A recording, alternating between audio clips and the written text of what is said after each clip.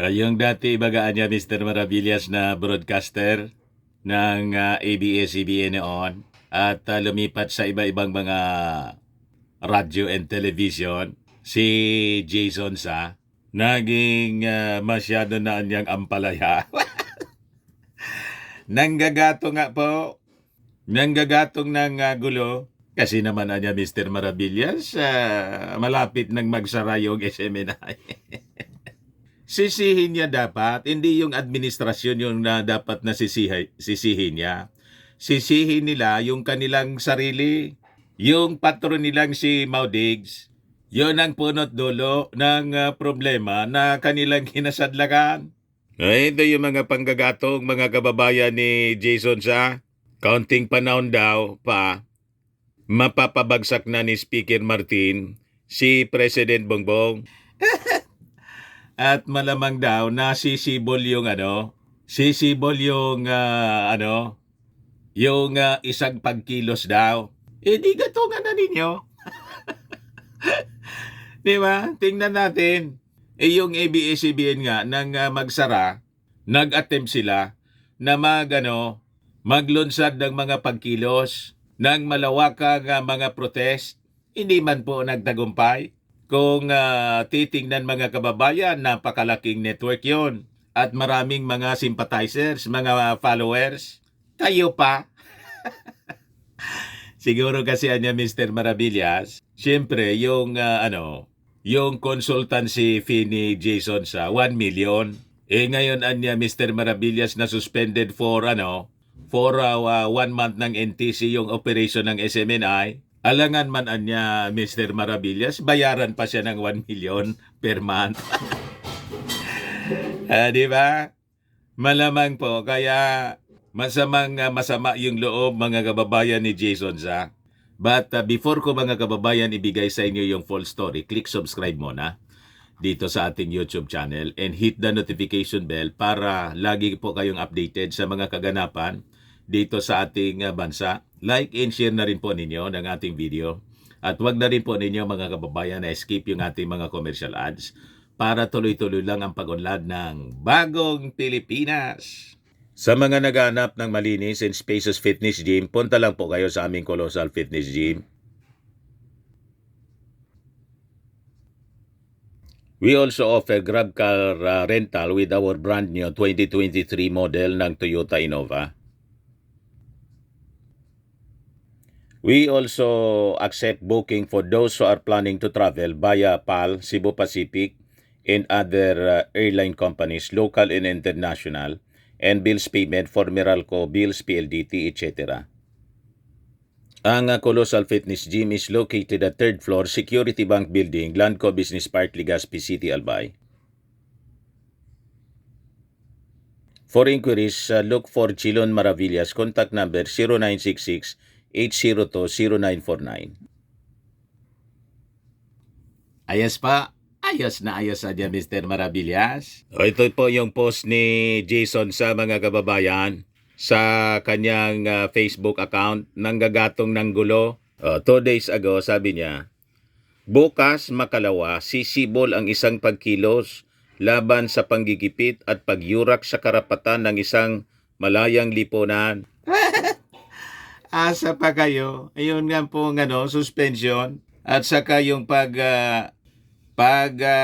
contempt, pagkulong doon po sa Congress sa dalawa ninyong fake news peddlers, hindi makakuha ng suporta galing sa mga tao. Di ba sige appeal ninyo, sige yung post ninyo, yung mga kasama ninyo sa SMNI. Wala man sumaklolo. Kung meron, iilan lang sila. Hindi nga lumampas ng ng 100. Di ba?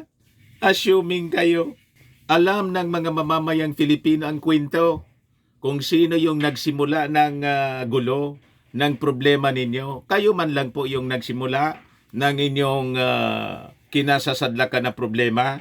Kung hindi kayo nag-spread ng fake news, hindi sana kayo iniimbestigahan.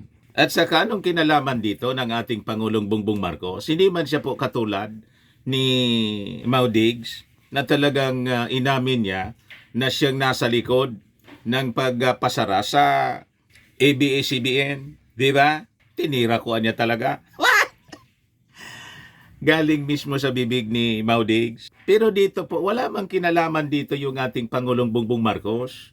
Ang nag-action po, ayun pong yung pong Congress, yung NTC, nagresolusyon, yung Congress nagresolusyon requesting NTC na isuspend kayo. Kasi naman po, may base naman. Kung walang base, gagawin ba yun ng NTC? Pati ng MTRCB, nakitaan po ng tambak na mga violations. Yun ang nangyari. Kaya yan ang sinapit po ninyo. Bolilyaso tuloy yung 1 million per month. Di ba? Kaya masakit yung inyo pong loob. Kaya maliit po ito na sinasangkot ninyo po yung ating Pangulong Bongbong. Ayan counting panahon na lang. Mapapabagsak na ni Speaker Romualdez at mga congressmen si President Bongbong Marcos. So ang ibig sabihin niya mga kababayan, dahil sa ginagawa ng Congress ang latay kay President Bongbong Marcos.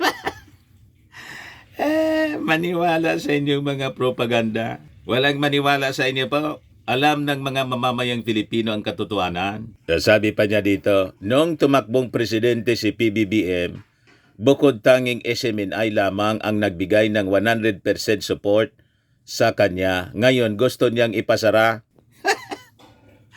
Kita ninyo, this is a false accusation mga kababayan. Walang ganon.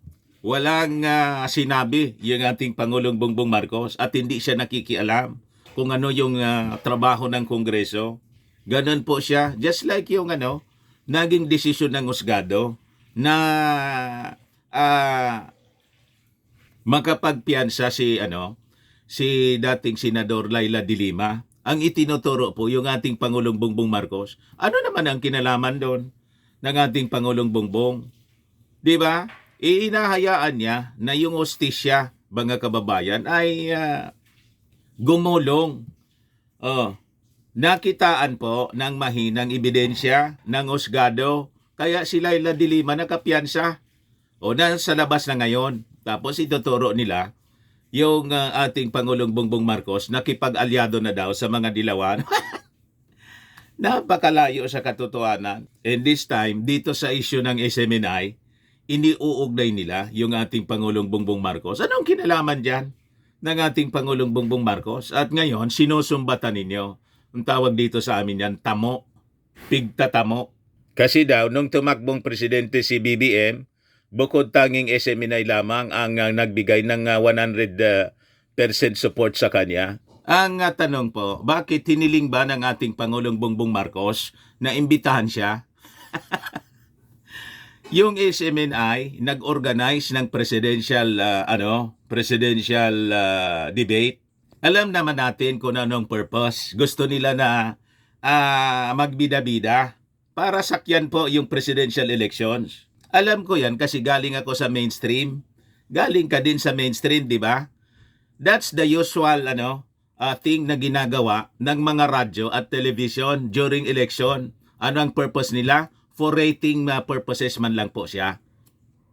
Of course, kasama na doon ang sinasabing pagsiservisyo sa bayan. Kasi yung serbisyo sa ating mga mamamayan, yun ang product ng mga taga-media. Through that service, doon pumapasok yung mga komersyal. So, kailangan gumawa ng mga ganitong mga programa para dumami yung sponsors. Di ba ganon ang agenda ng mga networks po? Sumakay kayo sa eleksyon, pagkatapos isusumbat ninyo na you gave 100% support kay Bongbong Marcos. Bakit? Hiniling ba niya na imbitahan ninyo? Kayo'y nag-imbita sa ating Pangulo para dumami yung nanonood sa inyo. Makikita naman po, pag ibang mga kandidato, si Ping Lacson, si Lenlen, si Isko po, yung sinasalag doon sa presidential debate, tapos yung mga senador na imbitado, kukunti yung nanonood. Pero pag si Bongbong Marcos yung nakasalang po, di ba? thousands and millions, mga kababayan, yung nanonood sa inyo. So ginamit lang ninyo si President Bongbong Marcos kasi milyon-milyon yung mga Marcos loyalist. So ginamit ninyo para kayo makabinta. Tapos susumbatan ninyo na you gave 100% support. Pagkatapos, gusto niyang ipasara. May ganun bang mitiin yung ating Pangulong Bongbong Marcos na ipasara kayo? Di ba wala? Tumanda na kayo po, Jason, sa broadcast. Ngayon, kung saan kayo nag-retire, fake news kayo. Di ba? Wala mang ganun pong agenda yung ating Pangulong Bongbong Marcos na ipasara kayo. Kumbaga, magsara yung SMNI, it is because of the violation na na-found out ng Congress. Di ba? Violation of franchise rules and ng ating saligang batas, pati ng KBP rules, pati ng SEC, pati ng NTC. Yun ang dahilan. Kayo yung gumawa ng problema tapos isisisi ninyo sa iba. Sinong gumawa ng fake news? O di ba yung mga tao ninyo? Sino yung nag-violate sa SEC? Di ba kayo? Yung kumpanya ninyo? Sino yung nag-violate sa Constitution? Di ba kayo? Sino nag-violate sa franchise rules? Di ba yung company ninyo? Sino yung nag-violate sa NTC rules? Di ba yung kumpanya ninyo? Tapos ituturo ninyo si Bongbong Marcos. Maniwala sa inyong mga argumento. Ayan man lang po, kapasko-pasko. Fake news pa rin kayo. Baka lang mga kababayan, gusto ninyo po itong i-try. Firmax Firming and Lifting Cream, pinapahid po sa mga pulses and affected area. Mainam po sa paninigas ng mga kaso-kasuan. Ito naman po Automax Radiant Serum. Sa mukha naman yung application. Anti-aging po siya. You will look 10 years younger than your age. Sa mga cancer patients naman po, baka lang gusto ninyo itong i-try. Nengxia Red Mix Fruit Drink. Hindi man po siya gamot, food supplement siya. Kaya lang, gawa siya mga kababayan sa goji berry. Yung goji berry may anti-cancer properties. Okay po? O yung mga inquiries ninyo, dumiritso na lang kayo sa aming messenger sa Facebook para masagot namin agad. Ako po si Dante Maravillas. Bye-bye po. God bless.